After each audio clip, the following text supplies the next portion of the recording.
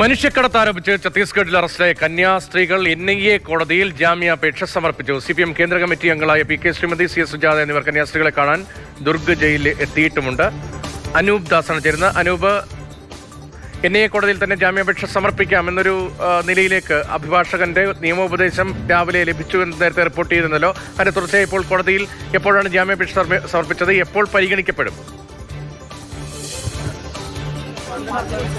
11 മണിയോടുകൂടിയാണ് ബിലാസ്പൂരിലെ NIA കോടതിയിൽ ജാമ്യാപേക്ഷ സമർപ്പിച്ചത്.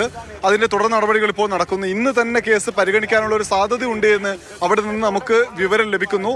അതിനപ്പുറത്തേക്ക് ഈ ഹൈക്കോടതിയിൽ സമർപ്പിക്കണമെന്നായിരുന്നു നേരത്തെയുള്ള വിലയിരുത്തൽ. പക്ഷെ അതെല്ലാം മറികടന്ന് ഇപ്പോൾ NIA കോടതിയിലേക്ക് പോകാൻ കാരണം വളരെ വേഗത്തിൽ തന്നെ ജാമ്യം ലഭിക്കാനുള്ള ഒരു സാധ്യത തേടിക്കൊണ്ടാണ്.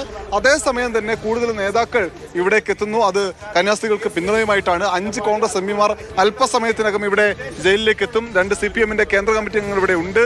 BJPയിൽ നിന്ന് സംസ്ഥാന വൈസ് പ്രസിഡന്റ് ഷോൺ ജോർജ് ഇവിടേക്ക് എത്തിക്കൊണ്ടിരിക്കുന്നു. എന്തായാലും ജാമ്യം ഇന്ന് നിഷേധിക്കപ്പെട്ടാൽ, ഈ NIA കോടതിയിൽ നിന്ന് നിഷേധിക്കപ്പെട്ടാൽ, നാളെ ഒരുപക്ഷെ സെഷൻസ് കോടതിയിൽ തന്നെ വീണ്ടും പോകാനുള്ള ഒരു സാധ്യത തെളിയും. അതുമില്ല എങ്കിൽ തിങ്കളാഴ്ച ഹൈക്കോടതിയെ സമീപിക്കാനാണ് ഇപ്പോഴത്തെ ആലോചന. എന്തായാലും ബിലാസ്പൂരിൽ ഇപ്പോൾ നേതാക്കന്മാരില്ല. അവരെല്ലാം ഈ ജയിൽ പരിസരത്തേക്ക് എത്തിക്കൊണ്ടിരിക്കുന്നു. ശരി, അനൂപ് ദാസാണ് വിവരങ്ങൾ നൽകിയത്. NIA കോടതിയിൽ ജാമ്യ ഹർജി നൽകിയിരിക്കുകയാണ് കന്യാസ്ത്രീകൾ. ഇനി NIA കോടതി എന്ത് നിലപാട് സ്വീകരിക്കുമെന്നാണ് മനസ്സിലാക്കേണ്ടത്.